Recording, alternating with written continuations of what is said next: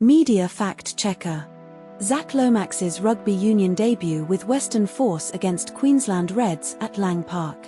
All source articles are linked in the description below. Here's what every outlet agrees on. Zac Lomax will make his Super Rugby Pacific debut this weekend, Saturday 7:35 p.m. Australian Eastern Daylight Time, for the Western force against the Queensland Reds at Brisbane's Lang Park.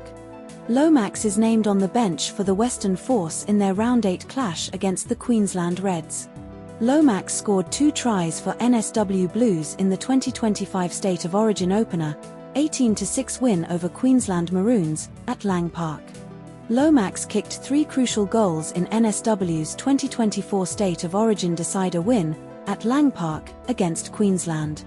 Lomax's most recent match at Lang Park was in July 2024, where he scored 2 tries as the Parramatta Eels upset Brisbane Broncos, eventual NRL premiers. But not all outlets told the same story. No contradictions found between the 2 articles. This story was covered by ABC News. Subscribe to Media Fact Checker for daily Australian news analysis. Media Fact Checker. US allows Russian oil tanker to deliver fuel to Cuba amid US blockade. All source articles are linked in the description below. Here's what every outlet agrees on.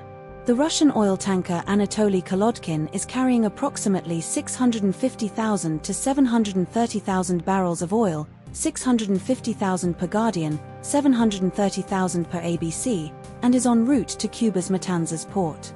The vessel is sanctioned by the US, EU, and UK due to the war in Ukraine. Cuba has faced a US oil blockade, leading to severe energy shortages, including blackouts and rationed gasoline, with no oil imports for 3 months per Guardian and prolonged crisis per ABC. US President Donald Trump stated he has no problem with the Russian tanker delivering oil to Cuba, emphasizing humanitarian relief over geopolitical implications. The oil shipment could supply Cuba's daily diesel demand for 9 or 10 days, according to ABC and Guardian estimates, 180,000 barrels of diesel. But not all outlets told the same story. ABC states the tanker carries 730,000 barrels, while The Guardian reports 650,000 barrels. ABC mentions the vessel's arrival was expected by Tuesday local time, but The Guardian does not specify a timeline beyond its current course. The Guardian notes the US lifted sanctions on Russia to improve oil flow post-Israeli strikes, which ABC does not mention. This story was covered by ABC News and The Guardian. Subscribe to Media Fact Checker for daily Australian news analysis. Media Fact Checker. Nicolás Maduro's court appearance in New York for narco-terrorism charges after US capture. All source articles are linked in the description below. Here's what every outlet agrees on. Nicolás Maduro and his wife Cilia Flores appeared in a Manhattan federal court on the 15th of February, 2023, or first court appearance since January 2023, for narco-terrorism and narcotics-related charges. Maduro and Flores were captured by U.S. Special Forces in a pre-dawn raid in Caracas, Venezuela on the 3rd of January, 2023. Maduro and Flores are currently detained in a Brooklyn detention center and have not requested bail. The pair face charges including narco-terrorism, drug trafficking, and alleged involvement in kidnappings, beatings, and murders related to drug debts. Prosecutors and Maduro's defense are disputing whether Venezuela's government can fund his legal defense due to US sanctions. But not all outlets told the same story. ABC reports Maduro and Flores were captured in January 2023, unspecified date, while The Guardian specifies the raid occurred on the 3rd of January, 2023. The Guardian states the raid reportedly killed 100 people, but ABC does not mention a death toll and focuses on the legal dispute over funding. The Guardian claims OFAC initially granted a waiver on the 9th of January and reversed it 3 hours later, while ABC does not provide specific timing for the reversal. This story was covered by ABC News and The Guardian. Subscribe to Media Fact Checker for daily Australian news analysis. Media Fact Checker. Australia's 2026 daylight saving end date and regional clock changes. All source articles are linked in the description below. Here's what every outlet agrees on. Daylight saving in Australia ends on Sunday, April 5, 2026, when clocks turn back 1 hour at 3 a.m. local time in participating states and territories. States and territories observing daylight saving include New South Wales, Victoria, South Australia, Tasmania, the Australian Capital Territory, and Norfolk Island. Queensland, Western Australia, the Northern Territory, Christmas Island, and the Cocos, Keeling, Islands do not observe daylight saving. Daylight saving begins again in participating states on Sunday, October 4, 2026. The change occurs on the first Sunday of April annually, coinciding with Easter Sunday in 2026. But not all outlets told the same story. ABC states daylight saving ends on the first Sunday of April every year due to legislative alignment with weekends, but no source explicitly confirms this assumption as official policy. No contradictions in specific dates, times, or affected regions between sources. This story was covered by ABC News, The Guardian, and news.com.au. Subscribe to Media Fact Checker for daily Australian news analysis. Media Fact Checker. Asia-Pacific jet fuel supply crisis threatens Australia's aviation industry due to China-South Korea export restrictions. All source articles are linked in the description below. Here's what every outlet agrees on. Australia sources roughly 30% of its jet fuel imports from China, with China supplying about 700,000 barrels, almost equals 12 shipments, in March 2024 according to both sources. South Korea supplies 18% of Australia's total jet fuel imports, with 588,000 barrels scheduled for April 7 arrival in Sydney per both sources. China banned jet fuel exports in March 2024 in response to Middle East oil shocks, leading to zero scheduled shipments for April per both sources. Australia relies on foreign jet fuel for about 80% of its annual consumption, 10 billion litres, with 4 billion litres at risk due to potential supply cuts per Guardian. Qantas and Virgin Australia have raised ticket prices by up to 150% over the past fortnight due to soaring jet fuel costs per both sources. But not all outlets told the same story. The Guardian reports China's jet fuel supplies to Australia were assured until late April or early May per Chris Bowen, but news.com.au states China has cut all scheduled shipments for April. The Guardian states South Korea's Ministry of Trade denied receiving any request to restrict jet fuel exports, while the Transport Ministry claims carriers requested redirection. News.com.au claims China is now sourcing crude from the US, Brazil, Russia, and Angola due to Middle East shortages, but The Guardian does not mention this shift in detail. This story was covered by The Guardian and news.com.au. Subscribe to Media Fact Checker for daily Australian news analysis. Media Fact Checker. F1 safety crisis after Oliver Bearman's high-speed crash at Japan GP. All source articles are linked in the description below. Here's what every outlet agrees on. Oliver Bearman crashed at the Japanese Grand Prix, Suzuka, after evading Franco Colapinto's Alpine at turn 13, Spoon Curve, on October 27, 2024. Bearman's Haas car impacted the barriers at 190 to 191 miles per hour, 307 km/h, with a 50 g-force, leaving him with only bruising. The closing speed between Bearman's Haas, boost mode, and Colapinto's Alpine, energy recovery, was 50 km per hour, 31 miles per hour. Haas team principal Ayao Komatsu called the crash a lucky escape and stated, "I am just glad he did not break anything." FIA confirmed it will review the 2026 regulations before the Miami Grand Prix, next race in 5 weeks, scheduled for April 2025. But not all outlets told the same story. Article 1, Guardian, states Antonelli won from 6th on the grid, while Article 2, ABC, does not specify his grid position but focuses on his record-breaking lead. Article 1 mentions Bearman's speed as 190 miles per hour, while Article 3 states 191 miles per hour, 307 km/h, for the impact speed. Article 1 attributes the closing speed warning to Norris, Australia, and Stella, pre-season, while Article 3 only credits Stella's pre-season warning. This story was covered by ABC News and The Guardian. Subscribe to Media Fact Checker for daily Australian news analysis.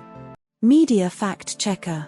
California sheriffs disputed voter fraud investigation and ballot seizures over Prop 50 election. All source articles are linked in the description below.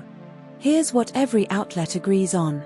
Chad Bianco, Riverside County Sheriff and Republican gubernatorial candidate, seized 650,000 ballots from the November 2023 special election on Proposition 50. Bianco ordered the seizure of an additional 426 boxes of ballot materials earlier this week as part of a criminal investigation into alleged voter fraud. The Riverside Election Integrity Team claimed a discrepancy of 45,896 votes between official results and handwritten counts, but state officials confirmed the actual difference was only 103 votes. Rob Bonta, California's Democratic Attorney General, filed a lawsuit against Bianco, accusing him of obtaining facial insufficient evidence for search warrants and violating his directives to halt the investigation. Shirley Weber, California's Secretary of State, condemned Bianco's actions as based on allegations that lack credible evidence and risking public confidence in elections. But not all outlets told the same story. Article 1 states Bianco's office willfully violated Bonta's directives, while Article 2 reports Bianco halted his investigation due to legal pressure. Article 1 claims Bonta's lawsuit argues Bianco's search warrants were facial insufficient, but Article 2 does not mention this specific legal claim. Article 1 reports Bianco seized 426 additional boxes of ballot materials earlier this week, while Article 2 does not mention this specific seizure detail. This story was covered by The Guardian. Subscribe to Media Fact Checker for daily Australian news analysis. Media Fact Checker. Australia's Reserve Bank bans debit credit card surcharges and caps interchange fees from October 2026. All source articles are linked in the description below. Here's what every outlet agrees on. The Reserve Bank of Australia, RBA, will ban surcharges on debit, prepaid, and credit card payments across MasterCard, Visa, and EFTPOS networks from October 1, 2026. Consumers are estimated to save approximately $1.6 billion annually from the removal of surcharges, according to the RBA and multiple sources: Guardian, SMH, The Age, ABC, news.com.au. The RBA will lower interchange fee caps from 0.8% to 0.3% for domestic issued consumer credit cards, and from 0.2% to 0.16% for debit cards, saving businesses an estimated $910 million annually. SMH, The Age, ABC, news.com.au. About 16% of businesses currently apply surcharges, with roughly one-third of hospitality businesses surcharging. SMH, The Age, ABC. The RBA will mandate greater transparency by requiring EFTPOS, MasterCard, and Visa to publish their merchant fees. SMH, The Age, ABC. But not all outlets told the same story. The Guardian, Article 1, states the RBA estimated a one-off 0.1% price increase for consumers, while the ABC, Article 7, implies a more significant price hike for goods services without specifying a percentage.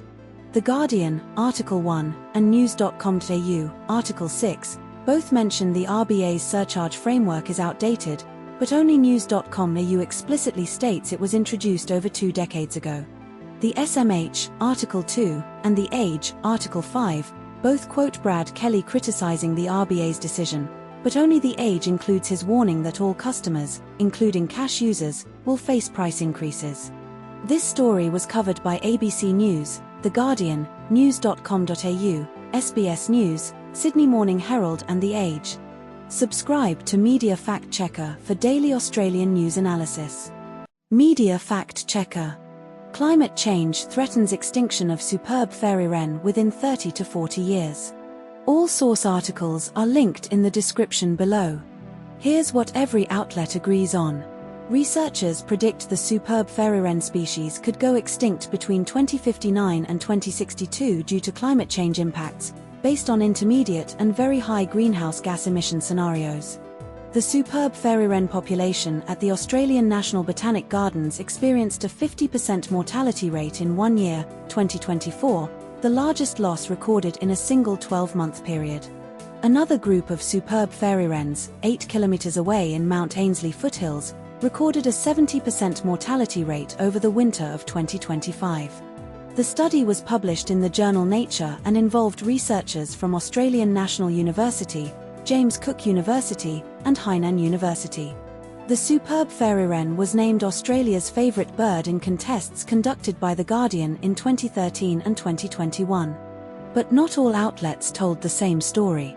ABC reports the study was published after a 50% mortality rate in 2024, while The Guardian does not specify the exact year of the mortality event but mentions a 50% loss in 1 year. ABC states the extinction risk is projected between 2059 and 2062 under intermediate and very high emission scenarios, while The Guardian does not specify the exact years for extinction risk but mentions a 30 to 40-year timeline. ABC attributes the study's lead to Australian National University Emeritus Professor Andrew Cockburn, while The Guardian attributes it to James Cook University ecologist Martijn van der Poel. This story was covered by ABC News and The Guardian. Subscribe to Media Fact Checker for daily Australian news analysis. Media Fact Checker. Australian court hearing on extradition of Chilean Pinochet-era torture suspect Adriana Rivas. All source articles are linked in the description below. Here's what every outlet agrees on. Adriana Rivas is a Bondi nanny accused of involvement in kidnapping and torture of 7 people during Augusto Pinochet's dictatorship in Chile, 1970s. Chile formally requested her extradition in 2014, and she has been in detention in Australia since 2019 awaiting removal. Rivas worked for the Pinochet regime's secret police, National Intelligence Directorate, from 1973 to 1977 before moving to Australia in 1978. A 2-day federal court hearing under Justice Michael Lee began in 2024 to consider her final extradition appeal. Rivas was arrested in Chile in 2007 on aggravated kidnapping charges but fled to Australia in 2011 while on bail. But not all outlets told the same story. ABC reports previously unreported emails suggest DFAT consular officials may have aided Rivas's escape, but DFAT denies any record of such assistance. ABC cites Rivas's 2012 emails to a federal housing minister describing consular help, while SBS does not mention these emails or DFAT's denial. This story was covered by ABC News and SBS News. Subscribe to Media Fact Checker for daily Australian news analysis. Media Fact Checker. Northern Territory records 3 deaths in custody within a week, including 2 stabbing-related incidents and 1 in detention. All source articles are linked in the description below. Here's what every outlet agrees on. A 26-year-old man died at Darwin Correctional Centre on Saturday, found unresponsive in his cell at 7:50 a.m. by correctional officers, ABC, Guardian, Newscamau. The death at Darwin Correctional Centre is not believed to be suspicious, ABC, Guardian. A 25-year-old Indigenous man died in police custody in Darwin's northern suburbs on Tuesday after being arrested for assault and placed in the rear cage of a police vehicle, ABC, Guardian. The 25-year-old man began experiencing laboured breathing in the police vehicle, officers performed CPR, and he was later declared deceased at Royal Darwin Hospital at 10:10 p.m, ABC, Guardian. Both deaths in custody will be subject to a coronial inquest, ABC, Guardian. But not all outlets told the same story. ABC states the 25-year-old man was arrested at Tui Gardens Retirement Village, while The Guardian specifies Casuarina as the location, ABC versus Guardian. ABC mentions the 25-year-old man was pronounced dead at 10:10 p.m. at Royal Darwin Hospital, but The Guardian does not specify the exact time of death. Newscamau states the 19-year-old man was allegedly attacked on the street, while ABC does not mention an alleged attack but reports a stabbing in a vehicle. This story was covered by ABC News, The Guardian, and news.com.au. Subscribe to Media Fact Checker for daily Australian news analysis. Media Fact Checker. Affordable flight options to Europe from Australia in 2026 amid Middle East instability. All source articles are linked in the description below. Here's what every outlet agrees on. A business-class return flight from Melbourne to London with Etihad in mid-April to early May costs $4,881, nearly $2,000 cheaper than Emirates Premium Economy for the same route and dates. Economy class fares to Europe via Asia-based carriers, e.g., Air China, Malaysia Airlines, Qantas, Turkish Airlines, are comparable to 2025 prices, with examples like Melbourne-London round trip starting at $1,295 with Air China, mid-April to early May, and Sydney-Paris at $2,167 with Malaysia Airlines, early June to early July. Return business class fares with Qantas, Singapore Airlines, Japan Airlines, ANA, or Turkish Airlines start at $12,000 for any departure in the next 6 months. China-based carriers and Vietnam Airlines offer sub-$10,000 return business class fares to Europe. Flights via the US, e.g., American Airlines, United, are safer but more expensive, with return economy fares from Melbourne-Sydney to London starting at $2,600 in May and $4,000 in July, and business class fares starting at $12,664, American Airlines, July, and $13,551, United, September. But not all outlets told the same story. No contradictions found between the two sources. This story was covered by Sydney Morning Herald and The Age. Subscribe to Media Fact Checker for daily Australian news analysis. Media Fact Checker. Australia's fuel reserves and potential rationing amid Middle East conflict disruptions. All source articles are linked in the description below. Here's what every outlet agrees on. Australia's current fuel reserves include 30 days worth of diesel, 39 days worth of petrol, and 30 days worth of jet fuel, ABC Article 1 and Article 2.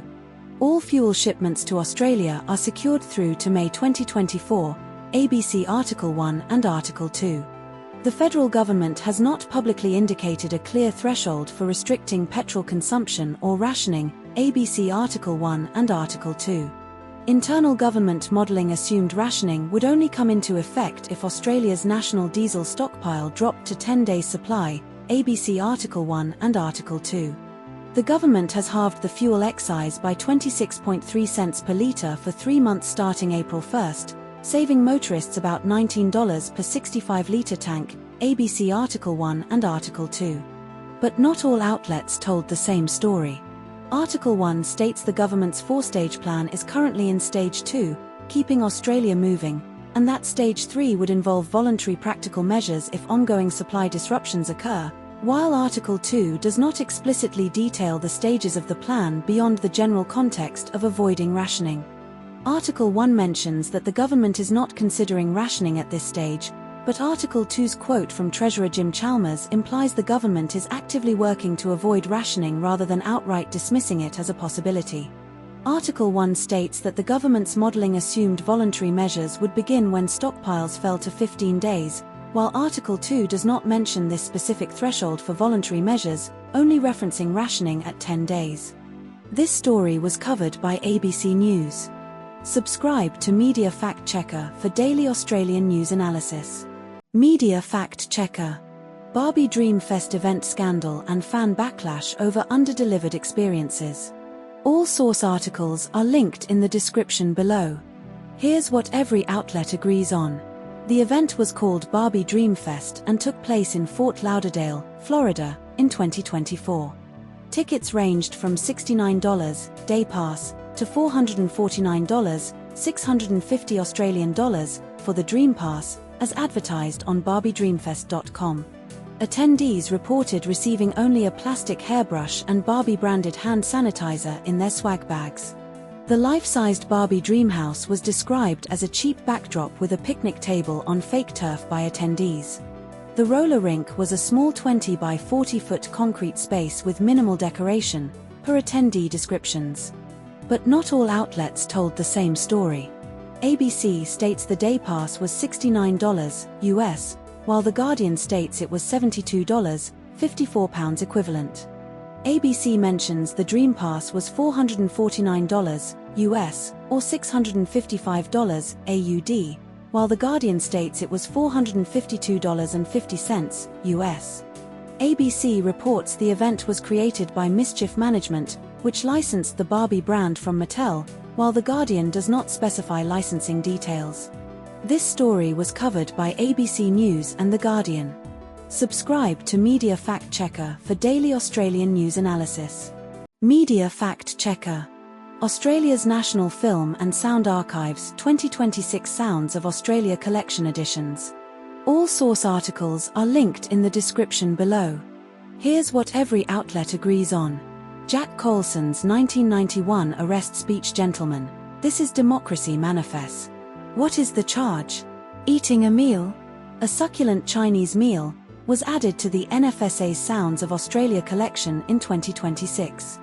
The NFSA's Sounds of Australia collection includes 9 audio recordings added in 2026, including Jack Colson's speech, Missy Higgins' 2004 hit Scar, and the 2001 reading writing hotline jingle. The collection requires nominated recordings to be over a decade old and is voted on by a panel of NFSA sound experts. The NFSA's Sounds of Australia collection was established almost 2 decades ago, around 2007. The oldest addition to the 2026 list is Marsha Hines' 1977 dance track You, and the newest is Rosie Batty's 2015 Australian of the Year acceptance speech. But not all outlets told the same story.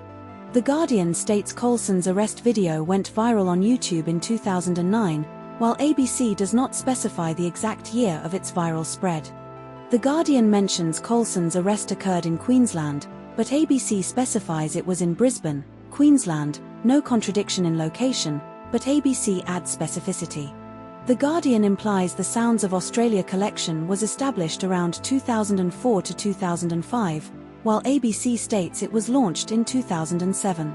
This story was covered by ABC News and The Guardian. Subscribe to Media Fact Checker for daily Australian news analysis. Media Fact Checker. Fuel crisis impacts Australian tourism ahead of Easter 2026. All source articles are linked in the description below. Here's what every outlet agrees on. Fuel prices surged from $180 litre in early March to $250 litre for petrol and $300 litre for diesel by Easter 2026 due to Middle East conflict, Guardian, ABC. Hundreds of service stations across Australia experienced shortages of at least one type of fuel, ABC, Guardian.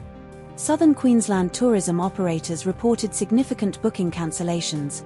Paradise Resort, Gold Coast, saw 10% lower Easter bookings, ABC. Noosa Quad Bike Tours saw 60% fewer bookings, ABC. Federal government announced a cut to fuel excise to mitigate costs, ABC. Tourism Research Australia reported a $2.3 billion drop in overnight visitor spending nationally in 2025, with Victoria, $1.2 billion, NSW, $410 million, and Queensland, $379 million. Hardest hit, ABC. But not all outlets told the same story. ABC reports Paradise Resort's Easter bookings are 10% lower than average, while Guardian does not mention specific booking percentage changes for Gold Coast resorts. ABC states fuel prices on K'gari reached $4.25 per litre, highest in Queensland, but Guardian does not reference regional price variations beyond national averages. Guardian claims hundreds of service stations ran out of fuel, while ABC confirms shortages but does not quantify the exact number of stations affected. This story was covered by ABC News and The Guardian. Subscribe to Media Fact Checker for daily Australian news analysis. Media Fact Checker. Man accused of bombing Invasion Day rally in Perth faces mental health defence. All source articles are linked in the description below. Here's what every outlet agrees on. Liam Alexander Hall, 32, is accused of throwing a homemade explosive device into a crowd at an Invasion Day rally in Perth CBD on January 26, 2026. The device contained a glass container filled with liquid, screws, ball bearings, and nails, described as a fragment bomb. Hall is charged with engaging in a terrorist act, intent to harm, and possessing explosives under suspicious circumstances. Hall is being held at Perth's Frankland Centre Psychiatric Facility awaiting a psychiatric assessment for a Section 27, insanity, defence. Simon Freitag is Hall's lawyer and has requested an 8-week adjournment to prepare a psychiatric report. But not all outlets told the same story. News Kamau and ABC report Hall's next court date as May 26, but Guardian states he is remanded until May 27. News Kamau and Guardian mention the device did not explode, but ABC describes it as a failed bomb that did not detonate, slightly different phrasing. News Kamau and Guardian name AFP Commissioner Christy Barrett as the official alleging the attack was racially motivated, while ABC names WA Police Commissioner Cole Blanche. This story was covered by ABC News, The Guardian, and news.com.au. Subscribe to Media Fact Checker for daily Australian news analysis. Media Fact Checker. US-Iran conflict escalation and economic fallout from Strait of Hormuz blockade. All source articles are linked in the description below. Here's what every outlet agrees on. Donald Trump's military strike on Iran failed to achieve a quick victory and instead led to prolonged conflict. Iran has blockaded the Strait of Hormuz, threatening global oil supply chains. The closure of the Strait of Hormuz has raised concerns about stagflation or recessionary pressures globally. UK 10-year gilt yields spiked to over 5% as markets reacted to the Strait of Hormuz closure.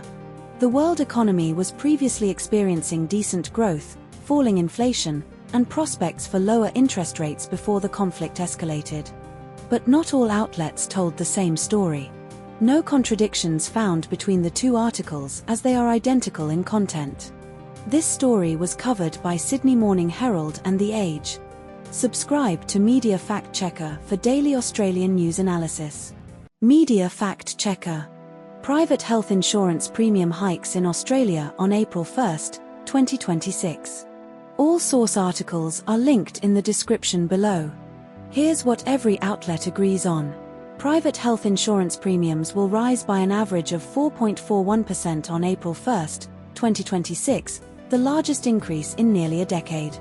For-profit insurers like AIA Health Insurance, 5.98%, NIB, 5.47%, Medibank, 5.1%, and Bupa, 4.8%, are leading the increases, while not-for-profit funds such as GMHBA are raising rates by 1.98%. HCF's Hospital Optimal Gold cover will increase by 25%, adding approximately $167 annually for singles and $330 for families. Insurers attribute the hikes to higher hospital wages, medical technology costs, Australia's aging population, and increased demand for mental health and chronic disease services post-pandemic. The federal government acknowledges rising medical and hospital service costs, which increased by 5% in the last financial year, 2024-25. But not all outlets told the same story. Article 1 states the average premium hike is 4.41%, while Article 2 does not provide a differing average but emphasizes the variation in increases, particularly for gold policies, 13.3% average. Article 1 mentions the government asked insurers to resubmit premium requests multiple times in February, but Article 2 does not reference this detail. Article 1 highlights the 4.41% hike is above the 3.73% increase from the previous year, but Article 2 does not explicitly compare to the prior year's increase. This story was covered by news.com.au. Subscribe to Media Fact Checker for daily Australian news analysis. Media Fact Checker. Jannik Sinner and Aryna Sabalenka complete sunshine doubles at Miami Open 2024. All source articles are linked in the description below. Here's what every outlet agrees on. Jannik Sinner defeated Jiri Lehecka 6-4, 6-4 to win the Miami Open title. Sinner completed the sunshine double by winning both Indian Wells and Miami Open titles. Sinner is the 8th male player to achieve the sunshine double in history. Sinner has won 34 consecutive sets at Masters 1000 level, dating back to his triumph in Paris in November 2023. Aryna Sabalenka also completed the sunshine double in the same year, winning Indian Wells and Miami Open. But not all outlets told the same story. Article 1 states Sinner's 34 consecutive Masters-level wins without dropping a set is only matched by Djokovic and Nadal, while Article 3 does not mention this specific detail but focuses on the duopoly with Alcaraz.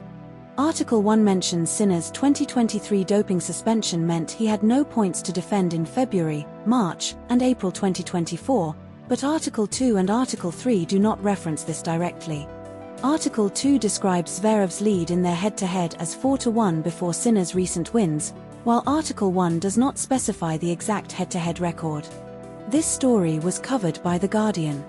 Subscribe to Media Fact Checker for daily Australian news analysis. Media Fact Checker. Tropical Cyclone Narelle devastates Western Australia's Pilbara and Gascoyne regions with extreme winds and flooding. All source articles are linked in the description below. Here's what every outlet agrees on.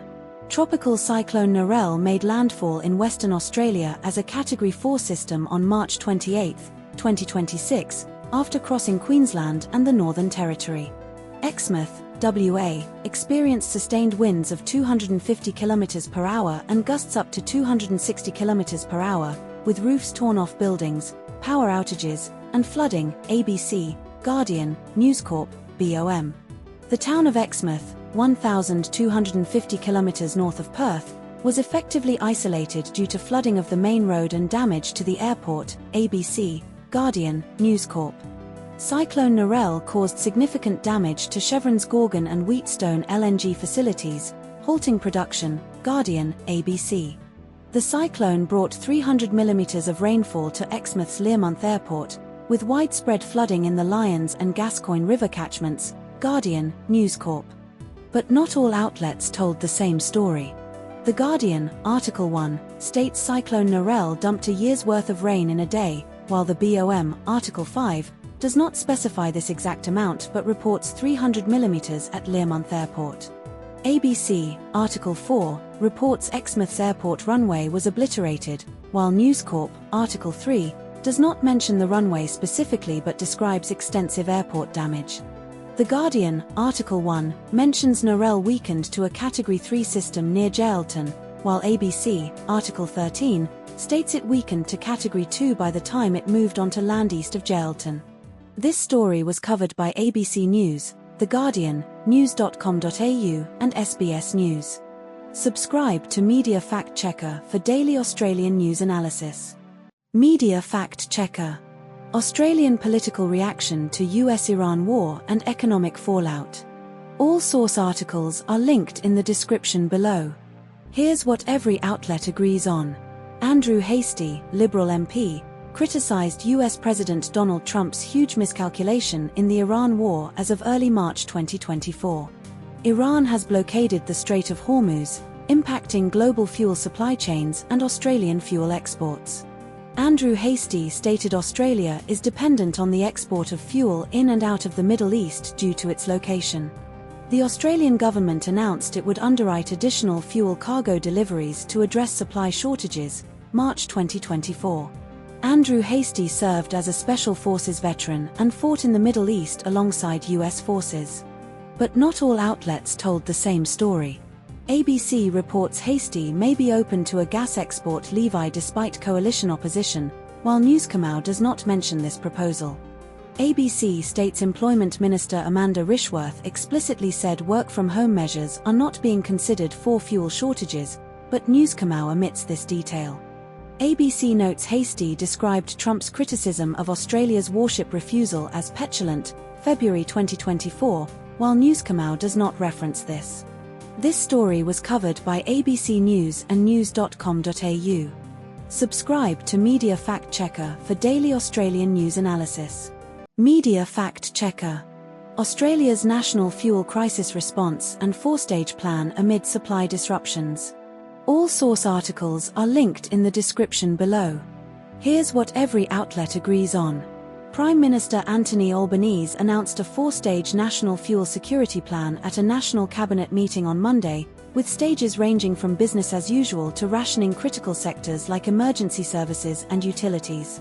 As of the article's publication, Australia is currently at Stage 2 of the plan, where local fuel disruptions occur and governments are securing supplies from trading partners. Western Australia's Premier Roger Cook stated that fuel rationing would only be implemented in the final, Level 4, stage of the plan, not earlier. 1 in 6 service stations reported running out of one type of fuel, and 60 stations were completely dry, according to NEWSCOMAU's reporting. The plan includes voluntary measures like reducing fuel use, promoting public transport, and allowing longer truck trailers to mitigate shortages. But not all outlets told the same story. ABC reports that Western Australia's Premier Roger Cook stated rationing would only occur in Level 4, but News Kamau does not contradict this but focuses more on the urgency of the crisis without elaborating on Cook's stance. ABC states that New South Wales Premier Chris Minns indicated rationing could come earlier than Level 4, while News Kamau does not explicitly mention Minns' stance on this. ABC reports that the Prime Minister said Australia was substantially away from Level 3, but News Kamau emphasises the urgency of the crisis and the need for immediate action, implying a more dire situation than ABC's assessment. This story was covered by ABC News and news.com.au. Subscribe to Media Fact Checker for daily Australian news analysis. Media Fact Checker. Tropical Cyclone Narelle's rare red sky phenomenon and storm impacts in Western Australia. All source articles are linked in the description below. Here's what every outlet agrees on. Tropical Cyclone Narelle made landfall in Western Australia on Friday, the 27th of March, near Exmouth, ABC, Guardian. Shark Bay, 500 km south of Exmouth, experienced an eerie blood-red sky before the cyclone due to iron-rich dust, ABC, Guardian. The red sky was caused by strong winds lifting iron-rich red dirt from the Pilbara-Gascoyne region, ABC, Guardian. Bureau of Meteorology experts, Angus Hines and Jessica Lingard, attributed the phenomenon to dry, windy conditions and cloud cover blocking sunlight, ABC, Guardian. Cyclone Narelle became the first storm in over 20 years to make landfall in 3 Australian states' territories, Guardian. But not all outlets told the same story. ABC reports the red sky lasted several hours until wind picked up, while Guardian does not specify duration. ABC states the red sky cleared within 30 minutes as rain arrived, but Guardian does not mention timing. ABC highlights global media coverage, NYT, CNN, etc., with specific outlets, while Guardian omits this detail. This story was covered by ABC News and The Guardian. Subscribe to Media Fact Checker for daily Australian news analysis. Media Fact Checker. German TV star Collien Fernandes accuses ex-husband of AI porn and digital abuse, sparking national debate. All source articles are linked in the description below. Here's what every outlet agrees on. Collien Fernandes accused Christian Ullman of creating and distributing AI-generated deepfake pornographic images of her via fake social media accounts. Fernandes filed a legal complaint against Ullman in Spain in 2025, citing stronger legal protections for gender-based violence there. The couple separated in 2025 after living together in Mallorca, Spain, where they resided before their split. Fernandes told Der Spiegel she discovered hundreds of fake pornographic images of her circulating online, later attributing them to Ullman. Germany's Justice Minister Stefanie Hubig announced plans to criminalize production distribution of non-consensual deepfake porn with up to 2 years in prison. But not all outlets told the same story. Article 1 states Fernandes accused Ullman of creating and distributing deepfakes, while Article 2 clarifies Ullman's lawyer denies deepfakes but admits to identity impersonation, not AI-generated content. Article 1 mentions Fernandes filed a complaint in Spain in 2025, but Article 2 does not specify the exact year of the complaint filing. Article 1 states the earlier German investigation was suspended in June 2024, while Article 2 does not mention this timeline. This story was covered by The Guardian. Subscribe to Media Fact Checker for daily Australian news analysis. Media Fact Checker. Australia's teen social media ban effectiveness and unintended consequences. All source articles are linked in the description below. Here's what every outlet agrees on. Australia's under-16 social media ban took effect in January 2024, targeting platforms like Instagram, TikTok, and Snapchat. Over 5 million accounts have been deactivated under the ban, according to the Albanese government. The E-Safety Commissioner's February 2024 report found that 70% of teens aged 15 to 17 remain on banned platforms. Facial age estimation technology has higher error rates for children near the 16-year age threshold, as noted by eSafety. The Australian government has filed a defence in a High Court challenge from a digital rights group over the ban's validity. But not all outlets told the same story. Article 1 states the ban has had unintended side effects for the government, while Article 2 frames it as a deliberate failure from the outset. Article 1 reports the government expects eSafety to throw the book at non-compliant platforms but does not specify timing, whereas Article 2 implies enforcement was doomed to fail from the start. Article 1 highlights that 66% of parents said platforms did not ask their child to verify age, while Article 2 does not provide a specific percentage but emphasizes systemic non-compliance as predictable. This story was covered by The Guardian. Subscribe to Media Fact Checker for daily Australian news analysis. Media Fact Checker. Teenage assault on paramedic after stolen car crash in Melbourne. All source articles are linked in the description below. Here's what every outlet agrees on. A stolen Mazda 3 was involved in a crash with a Volkswagen Jetta at Nicholson St and Victoria Parade, Carlton, just before 6 a.m. on Saturday. 4 teenage males were travelling in the stolen Mazda 3 when it collided with the Volkswagen. 2 boys fled the scene immediately after the crash. A 19-year-old man and a 15-year-old boy were injured in the crash and taken to hospital by ambulance. A 66-year-old man and a 76-year-old woman from Terang were in the Volkswagen and taken to hospital as a precaution. But not all outlets told the same story. Newscomau states the 19-year-old man assaulted the paramedic, but ABC states the 15-year-old boy assaulted the paramedic. Newscomau does not specify the severity of injuries for the 19-year-old and 15-year-old, while ABC specifies the 19-year-old was seriously injured and the 15-year-old received minor injuries. ABC mentions the Mazda 3 was stolen on March 21, but Newscomau does not specify the year of the theft. This story was covered by ABC News and news.com.au. Subscribe to Media Fact Checker for daily Australian news analysis. Media Fact Checker. Australian political polling shows declining Labour support amid fuel crisis and Middle East war. All source articles are linked in the description below. Here's what every outlet agrees on.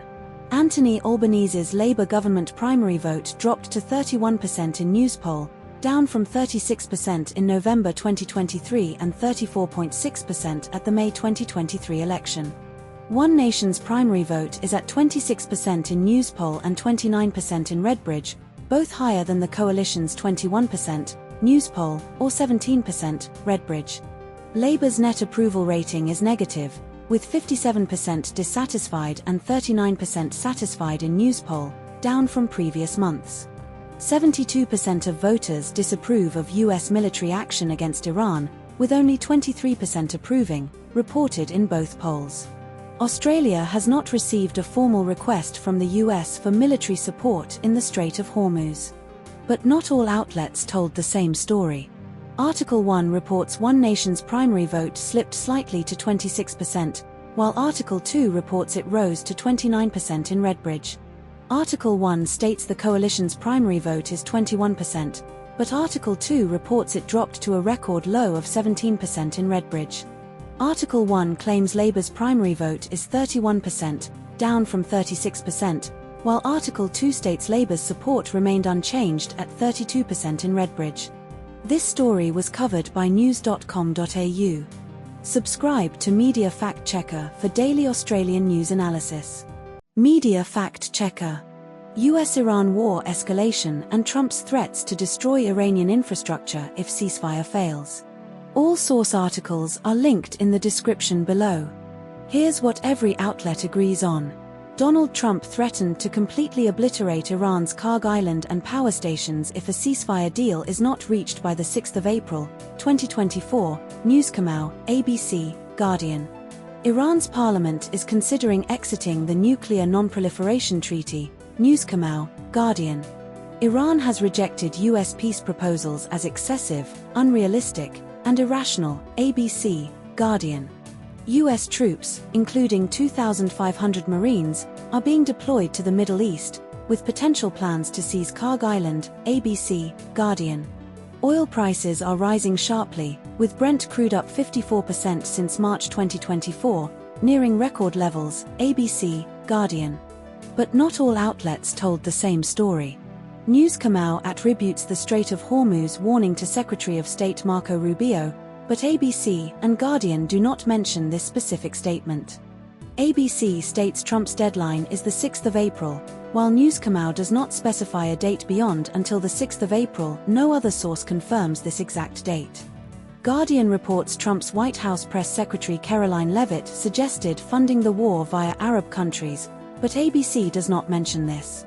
This story was covered by ABC News, The Guardian, and news.com.au. Subscribe to Media Fact Checker for daily Australian news analysis. Media Fact Checker. Fungal outbreak at Sydney Hospital linked to construction-related mold exposure. All source articles are linked in the description below. Here's what every outlet agrees on.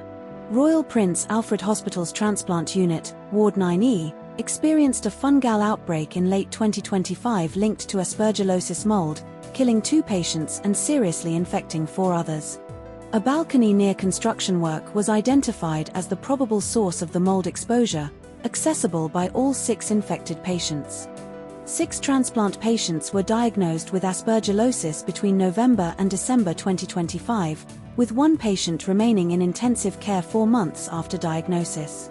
Construction on the hospital's $900 million redevelopment was occurring adjacent to the balcony during the outbreak. NSW Health released a final report on the outbreak on Friday, recommending increased air sampling and a fungal surveillance committee. But not all outlets told the same story. Article 1 states the 4th seriously ill patient remains in intensive care 4 months after diagnosis, while Article 2 says the patient has been in intensive care for 3 months. Article 1 does not mention the cause of death for the 3rd infected patient, while Article 2 states the 3rd patient died from multi-organ failure due to sepsis associated with a skin condition. Article 1 does not specify the number of patients who died directly from the fungal infection, while Article 2 clarifies that 2 patients died directly from the infection and a 3rd died from unrelated complications. This story was covered by ABC News and news.com.au. Subscribe to Media Fact Checker for daily Australian news analysis. Media Fact Checker. Melbourne couple charged with slavery and abuse of Indonesian woman. All source articles are linked in the description below. Here's what every outlet agrees on. Chi Kit Max Chong and Angie Yerling Lau are facing trial in Victoria's County Court for slavery-related offences, both pleading not guilty. The alleged victim was a 61-year-old Indonesian woman who lived with the couple in their Point Cook, Melbourne home from January 2022 until she fled in October 2022. The woman was allegedly subjected to beatings, restrictions on food, sleep, and movement, and forced to perform domestic labor including cooking, cleaning, and massaging Chong's legs. Chong is charged with intentionally possessing a slave and 3 counts of common assault. Lau is charged with assisting or encouraging the slavery offense. The woman died in 2024, unrelated to the case, after presenting to St. Vincent's Hospital with injuries including a swollen ear, laceration to the foot, and malnutrition indicators. But not all outlets told the same story. News Khmer reports the woman was 61 years old when she lived with the couple, while ABC does not specify her age in the article. News Khmer states the woman was initially given a bedroom but later forced to sleep on the stairs or in the garage, while ABC only mentions she was forced to sleep on the stairs or garage without mentioning the bedroom.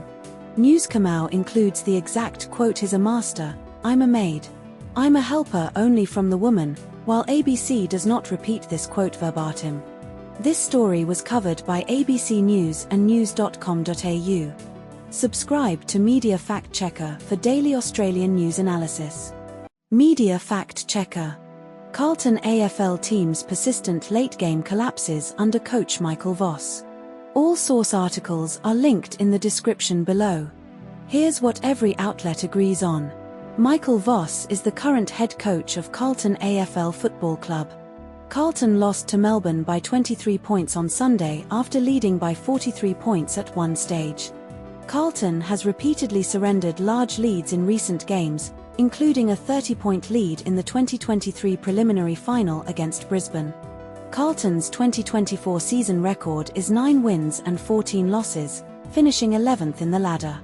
Carlton's 2023 preliminary final loss to Brisbane occurred after leading by 5 goals in the first quarter.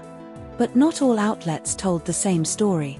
The Guardian claims Carlton's bulldozing football style is unsustainable and easily scouted, while ABC does not discuss tactical style in detail.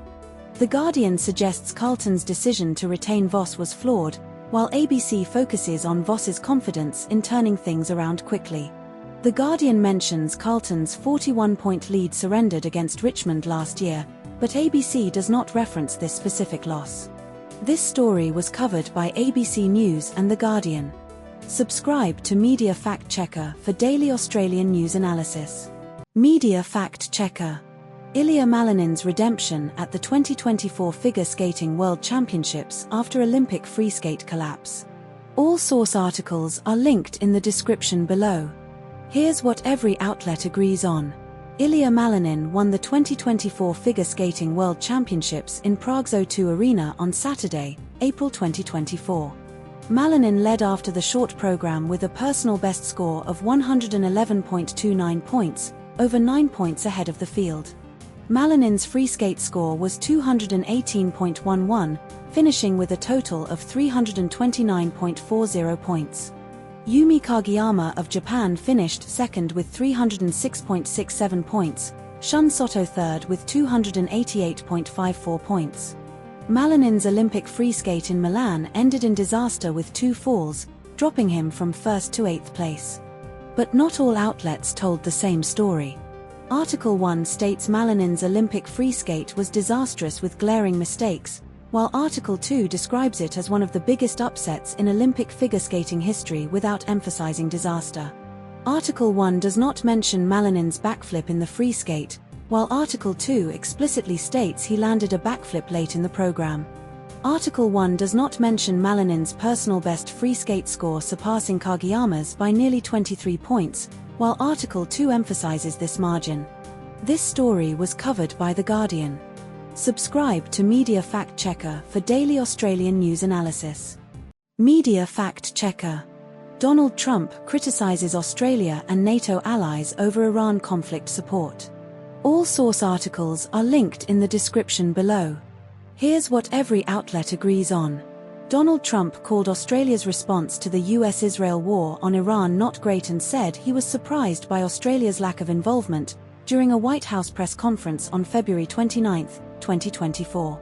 Trump stated that Australia, alongside NATO countries like the UK, did not provide military support for securing the Strait of Hormuz during the Iran conflict, with the UK offering aircraft carriers only after the war had begun.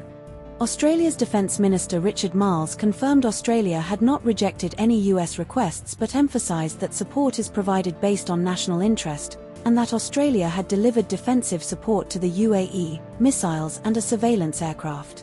Trump described the Iran conflict as a little league war and implied allies would not support the US in a larger conflict, stating we spend trillions protecting Europe, they weren't there for us. Trump previously criticized Australia on social media for refusing to assist in securing the Strait of Hormuz, calling allies' inaction shocking and claiming the US does not need the help of anyone. But not all outlets told the same story. The Guardian and ABC report Trump's criticism of Australia's lack of support, but only ABC mentions Trump's claim that Iran offered 8 big boats of oil as a gesture of goodwill, which Iran has not confirmed. The Guardian and ABC both cite Trump's Little League comment about the Iran conflict, but only ABC includes his direct threat that Iran would face more death and destruction if it rejects the ceasefire proposal. The Guardian and ABC report Trump's criticism of the UK's delayed aircraft carrier offer, but only The Guardian includes Trump's specific comparison that UK carriers are toys compared to US ones. This story was covered by ABC News, The Guardian, and news.com.au. Subscribe to Media Fact Checker for daily Australian news analysis. Media Fact Checker. NRL legend Nathan Merritt's cancer diagnosis and South Sydney's Legacy Bell appearance. All source articles are linked in the description below. Here's what every outlet agrees on. Nathan Merritt has been diagnosed with stage 4 cancer of the liver and esophagus and has been given about 12 months to live. Merritt will ring the legacy bell for South Sydney against the Bulldogs on Good Friday at Accor Stadium. Merritt scored 154 career tries, including 135 for the Rabbitohs. Merritt underwent 2 rounds of chemotherapy and will start a third at the end of next month. Merritt was placed in an induced coma in late 2023 after contracting double pneumonia. But not all outlets told the same story. SMH states Merritt scored 135 tries for the Rabbitohs, but Newskamau claims he scored 146 tries. SMH mentions Merritt's last game attendance was at Homebush against Parramatta, while Newskamau does not specify this detail. SMH reports Merritt was too fatigued to attend the Roosters game in person and watched via livestream, but Newskamau does not mention this. This story was covered by news.com.au and Sydney Morning Herald. Subscribe to Media Fact Checker for daily Australian news analysis. Media Fact Checker. Israeli Knesset passes discriminatory death penalty law targeting Palestinians, sparking UN and EU condemnation. All source articles are linked in the description below. Here's what every outlet agrees on. The Israeli Knesset passed a law on Monday allowing the death penalty for Palestinians in the occupied West Bank convicted of deadly terror attacks by military courts, with executions to occur within 90 days of sentencing. The law does not apply to Jewish extremists accused of similar crimes, creating a discriminatory two-tiered justice system. UN High Commissioner for Human Rights Volker Turk stated the law is patently inconsistent with Israel's international law obligations and could constitute a war crime if applied in the occupied Palestinian territory. The legislation was backed by National Security Minister Itamar Ben-Gvir, who has publicly supported executions and wears a noose-shaped lapel pin. Israel has only applied the death penalty twice in its history, in 1948, against a military captain for treason, and in 1962, Nazi war criminal Adolf Eichmann. But not all outlets told the same story. The Guardian mentions the bill was amended by a security committee before its first vote, while ABC does not mention any amendments.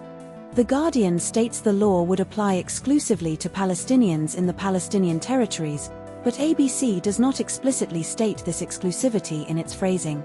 The Guardian cites a specific figure of 9,000 Palestinians in Israeli jails from Oxfam, while ABC does not provide this exact number but references detention conditions broadly. This story was covered by ABC News and The Guardian. Subscribe to Media Fact Checker for daily Australian news analysis. Media Fact Checker. Australia investigates Meta, TikTok, Google for under-16 social media ban violations. All source articles are linked in the description below. Here's what every outlet agrees on. Facebook, Instagram, Snapchat, TikTok, and YouTube are under investigation by Australia's eSafety Commission for potential non-compliance with the under-16 social media ban, announced on or before February 2024. The eSafety Commission's compliance update, released February 2024, found platforms allow underage users to repeatedly attempt age assurance tests until they pass, and fail to block banned users from creating new accounts. The Australian government's social media minimum age laws, effective since December 10, 2023, ban under-16s from holding accounts on 10 platforms: Facebook, Instagram, Snapchat, Threads, TikTok, Twitch, X, YouTube, Kik, and Reddit. Fines for systemic non-compliance with the ban can reach up to $49.5 million Australian dollars per company, as stated by Communications Minister Anika Wells. A survey of 900 Australian parents found 31% of children still had social media accounts after the ban, down from 49% before the laws, Guardian and eSafety data. But not all outlets told the same story. The Guardian and News Corp both list WhatsApp as part of Meta's brands under the ban, but ABC explicitly states WhatsApp is excluded from the ban's scope. The Guardian reports 70% of under-16s retained TikTok, Instagram, Snapchat accounts post-ban, while SBS does not provide specific retention percentages and only mentions circumvention generally. ABC states the ban's expansion to include platforms with infinite scroll was announced in January 2024, but this detail is not mentioned in Guardian, SBS, or News Corp. This story was covered by ABC News, The Guardian, news.com.au, and SBS News. Subscribe to Media Fact Checker for daily Australian news analysis. Media Fact Checker. Melbourne Storm forward Tui Kamikamica hospitalised after suspected stroke. All source articles are linked in the description below. Here's what every outlet agrees on. Tui Kamikamica suffered a suspected stroke on Monday morning during a medical episode. Kamikamica was discharged from Royal Melbourne Hospital to commence inpatient rehabilitation, ABC, Newscamau. Kamikamica played 25 minutes for Melbourne Storm in their 28-24 loss to North Queensland Cowboys on Saturday, ABC, Newscamau, ABC. Kamikamica is a 31-year-old Fijian international and captains Fiji at the international level. Kamikamica has made 142 appearances for Melbourne Storm since his NRL debut in 2017. But not all outlets told the same story. Article 1, ABC, states Kamikamica was discharged from hospital to commence inpatient rehabilitation, while Article 2, Newscamau, and Article 3, ABC, only mention he is in hospital receiving treatment without specifying discharge.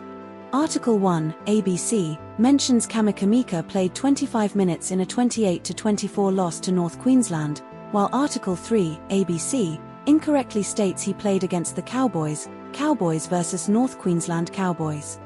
Article 1, ABC, states Kamikamica was in the Storm's grand final side last year, but does not specify the year. Newscamau clarifies it was 2023. This story was covered by ABC News and news.com.au. Subscribe to Media Fact Checker for daily Australian news analysis. Media Fact Checker. UK nurse Lucy Letby's 2015-16 neonatal unit murder convictions and allegations of miscarriage of justice. All source articles are linked in the description below. Here's what every outlet agrees on. Lucy Letby was convicted in 2022 of murdering 7 babies and attempting to murder 7 more while working at the Countess of Chester Hospital's neonatal unit between 2015 and 2016. She was sentenced to 15 whole-life prison orders, and the Court of Appeal refused her permission to appeal in 2023. Letby's lawyer Mark MacDonald submitted an application to the Criminal Cases Review Commission, CCRC, in 2024, supported by reports from 27 medical experts, requesting a re-examination of her case. The CCRC is currently reviewing the application for a potential retrial. Former police detective Stuart Clifton, who led the Beverley Elite investigation, and Steve Watts, author of National Police Guidelines on Healthcare Deaths, initially believed Letby was guilty but later concluded the case was a miscarriage of justice. But not all outlets told the same story. Article 1 states David Davis called Letby's case a miscarriage of justice and criticised Cheshire Police's investigation, while Article 2 quotes Cheshire Police dismissing Davis's claims as misinformation and baseless. Article 1 reports Davis arguing Cheshire Police failed to follow official guidelines and best practice, but Article 2 omits this specific criticism and instead frames Davis's comments as part of a broader core group spreading misinformation. Article 1 includes Davis's direct quote about the investigation being initiated by a single meeting with consultants who had themselves been involved in seriously inadequate care, while Article 2 does not reference this specific detail. This story was covered by The Guardian. Subscribe to Media Fact Checker for daily Australian news analysis. Media Fact Checker. Donald Trump's escalating tensions with NATO allies over Iran war and US military actions in the Gulf. All source articles are linked in the description below. Here's what every outlet agrees on. Donald Trump threatened to withdraw the US from NATO after allies refused to support his military actions against Iran. Trump accused Australia of failing to offer military support during the standoff in the Strait of Hormuz. Keir Starmer, UK PM, publicly opposed the US-Israeli war on Iran, calling it illegal, but provided some military access to the US. Anthony Albanese, Australian PM, avoided direct criticism of Trump's war conduct in a national address. The US and Israel launched military strikes targeting Iran in the past month, escalating tensions in the Strait of Hormuz. But not all outlets told the same story. Article 1 claims Trump is absolutely considering withdrawing the US from NATO, while Article 2 does not explicitly state this but focuses on Trump's threats to never forget allies' actions. Article 1 suggests Trump may invade Iran with troops or Cuba as a distraction, while Article 2 does not mention potential invasions and instead emphasizes Trump's lack of a viable exit strategy. Article 1 describes Trump's criticism of Australia as petulant, quoting Andrew Hastie, but Article 2 does not reference this quote directly. This story was covered by The Guardian. Subscribe to Media Fact Checker for daily Australian news analysis. Media Fact Checker. Fair Work Commission abolishes junior pay rates for 18 to 20-year-olds in Australia. All source articles are linked in the description below. Here's what every outlet agrees on. The Fair Work Commission abolished junior pay rates for employees aged 18 to 20 in retail, fast food, and pharmacy sectors. Around 500,000 workers are estimated to be eligible for the pay rise under the changes. Junior pay rates previously paid 18-year-olds 70% of the award rate, 19-year-olds 80%, and 20-year-olds 90% of the adult rate. The changes apply to the General Retail Industry Award, Fast Food Industry Award, and Pharmacy Industry Award. Junior rates will remain in place for employees under 18 years old. But not all outlets told the same story. ABC mentions Woolworths provides about 1 in 8 Australians with their first job, but this specific statistic is not repeated in Guardian or SBS. The Guardian states employer groups argued overhauling junior pay rates would deter hiring, but ABC does not mention this specific employer concern. ABC and Guardian both mention the landmark comparison to equal pay for women, but SBS does not include this comparison. This story was covered by ABC News, The Guardian, and SBS News. Subscribe to Media Fact Checker for daily Australian news analysis. Media Fact Checker. Disappearance of 4-year-old Gus Lamont from South Australian Outback Station. All source articles are linked in the description below. Here's what every outlet agrees on. Gus Lamont was last seen on September 27, 2025, at Oak Park Station near Yunta, South Australia, around 5 p.m. playing on a mound of dirt. His disappearance was reported to police approximately 3 hours later by his grandmother, Josie Murray, on October 1, 2025. The 60,000-hectare Oak Park Station was searched extensively by police, volunteers, drones, and Aboriginal trackers with no evidence found. In February 2026, police declared Gus's disappearance a major crime and ruled out theories that he wandered off or was abducted. A suspect residing at the family's sheep station was identified in February 2026, though no arrests have been made. But not all outlets told the same story.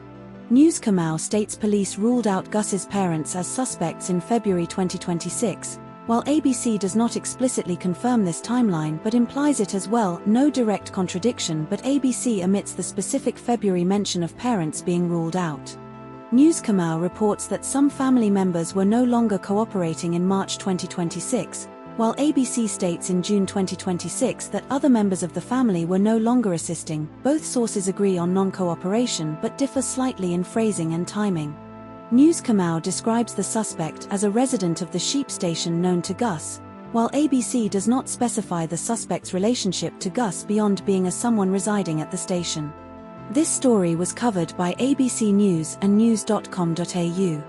Subscribe to Media Fact Checker for daily Australian news analysis. Media Fact Checker. DNA evidence links Ted Bundy to 1974 Utah murder of Laura Ann Aime. All source articles are linked in the description below. Here's what every outlet agrees on. New DNA testing definitively linked Ted Bundy to the 1974 murder of 17-year-old Laura Ann Aime in Utah County, announced by Utah County Sheriff Mike Reynolds and Utah Department of Public Safety Commissioner Bo Mason. Laura Ann Aime, 17, went missing on Halloween night, October 31, 1972, after leaving a party alone to go to a convenience store, and her body was found about a month later, November 1972, in American Fork Canyon, bound, beaten, and undressed. Bundy was studying law at the University of Utah in Salt Lake City at the time of Aime's killing, 1974. Investigators had long suspected Bundy was responsible for Aime's death, with police stating he verbally acknowledged culpability leading up to his execution in 1989. Bundy was linked to at least 30 women and girls' deaths across several states in the 1970s, including murders in sorority houses, parks, and other locations. But not all outlets told the same story. ABC states Bundy was studying law at the University of Utah in 1974 when Aime was killed, but The Guardian does not specify his academic status beyond him living in Salt Lake City. ABC mentions Bundy's DNA was collected in Florida after his arrest in Pensacola in 1978, while The Guardian does not reference this detail. ABC provides a more detailed timeline of Bundy's crimes and escapes, including his 1977 Colorado courthouse escape and 1978 Florida murders, which The Guardian omits entirely. This story was covered by ABC News and The Guardian. Subscribe to Media Fact Checker for daily Australian news analysis. Media Fact Checker. Victorian government expands device ban in schools to include smartwatches, headphones, and all school types. All source articles are linked in the description below. Here's what every outlet agrees on. Victorian public, Catholic, and independent schools will ban internet-enabled smartwatches and wireless headphones from January 2027. Smartphones have been banned in Victorian public schools since 2020. Education Minister Ben Carroll stated the phone ban had reduced distractions, improved focus, and decreased critical incidents involving devices. The new policy will apply to all 233 independent schools in Victoria through compliance with the Victorian Registration and Qualifications Authority. Exceptions will be made for students using devices for health conditions. But not all outlets told the same story. ABC reports the ban will start from January 2027, while Thij and Newscomer both state the effective date is January 27, 2027, likely a typo in ABC 4 2027 versus 27. ABC mentions the ban was introduced in 2020 for public schools, but Thij states Victoria was the first state to introduce a phone ban in 2020 without specifying public only. ABC reports Parents Victoria has mixed views on the ban, while Thij and Newscomer do not mention parental opinions or mixed views. This story was covered by ABC News, news.com.au, and The Age. Subscribe to Media Fact Checker for daily Australian news analysis. Media Fact Checker. Paul McCartney's 18th solo album The Boys of Dungeon Lane release and creative direction. All source articles are linked in the description below. Here's what every outlet agrees on. Paul McCartney is 83 years old as of the album announcement.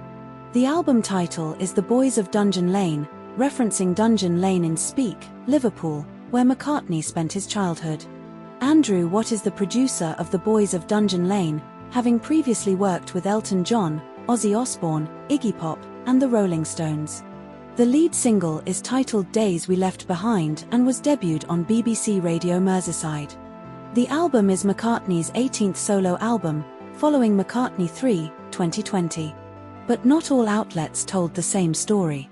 Article 1 criticizes McCartney's recent solo albums as a mixed bag with ungainly lurches for contemporaneity, while Article 2 frames the new album as a return to introspection and maturity without direct criticism of past work. Article 1 suggests Days We Left Behind hints at a mature style but remains uncertain about the full album's direction, while Article 2 confidently describes the album as McCartney's most introspective album yet. Article 1 does not explicitly mention the album's focus on McCartney's third wife Nancy Shevell, while Article 2 implies the album includes newly inspired love songs about her. This story was covered by The Guardian. Subscribe to Media Fact Checker for daily Australian news analysis. Media Fact Checker. Australia's Easter weather forecast and potential cyclone in Coral Sea. All source articles are linked in the description below. Here's what every outlet agrees on. A tropical low, labelled 37U, between Papua New Guinea and Solomon Islands is expected to deepen and strengthen over the weekend, with a high chance of becoming a cyclone by Sunday in the Coral Sea. The potential cyclone could move toward the Australian coast mid-next week, with naming rights dependent on formation location near PNG-Fiji boundary, potentially named Owen if formed in Australian waters. Most capital cities will experience showers, but no city is forecast to be completely dry or a washout, with mixed fine days and rain expected. Sydney is forecast to see showers from the start of Easter weekend, with maximums in the low to mid-20s and rain most days except Monday. Brisbane will have temperatures reaching into the high 20s and a chance of rain for the first 3 days of the long weekend, with windy conditions along the Queensland coast. But not all outlets told the same story. The Guardian says Darwin will see isolated showers, storms, and temperatures in the 30s, while ABC states Darwin has a 50 to 70% chance of precipitation each day with highs between 32°C and 34°C. The Guardian mentions thunderstorms expected to reach Perth on Good Friday, but ABC does not mention this and only notes a 30% chance of precipitation on Saturday and Sunday. The Guardian says Canberra will be mostly dry with maximums ranging between 19 and 25°C, while ABC states Canberra will have a possible brief shower from Friday to Sunday with highs of 25°C, 19°C, 20°C, and 23°C. This story was covered by ABC News and The Guardian. Subscribe to Media Fact Checker for daily Australian news analysis. Media Fact Checker. IOC bans transgender women from female Olympic events via SRY gene testing starting 2028. All source articles are linked in the description below. Here's what every outlet agrees on. The IOC announced a ban on transgender women competing in female Olympic events starting the 2028 Los Angeles Games, effective immediately for future Olympics. The new policy mandates a one-time SRY gene test, via saliva, cheek swab, or blood, to determine biological sex for female category eligibility. IOC President Kirsty Coventry stated the decision is based on scientific evidence showing males retain a performance advantage, 10 to 12% in running swimming, 20% plus in throwing jumping, greater than 100% in explosive power events, even after testosterone suppression. New Zealand's Laurel Hubbard was the first openly transgender athlete to compete at the Olympics, Tokyo 2021, in a different gender category to her birth sex. The IOC's 2021 framework on fairness, inclusion, and non-discrimination was reversed by Kirsty Coventry's leadership, scrapping prior guidance allowing transgender women to compete. But not all outlets told the same story. The IOC claims the SRY gene test is unintrusive and highly accurate, but medical experts like Dr. Ada Chung and Professor Paula Gerber call it unreliable and reductive. The Guardian reports the IOC's policy was influenced by US President Donald Trump's anti-trans policies, while ABC and the IOC explicitly state Kirsty Coventry prioritized the issue independently of Trump's actions. The Guardian notes the IOC's 2021 framework was scrapped with no public consultation, whereas ABC and the IOC frame it as a U-turn based on new scientific evidence and athlete surveys. This story was covered by ABC News and The Guardian. Subscribe to Media Fact Checker for daily Australian news analysis.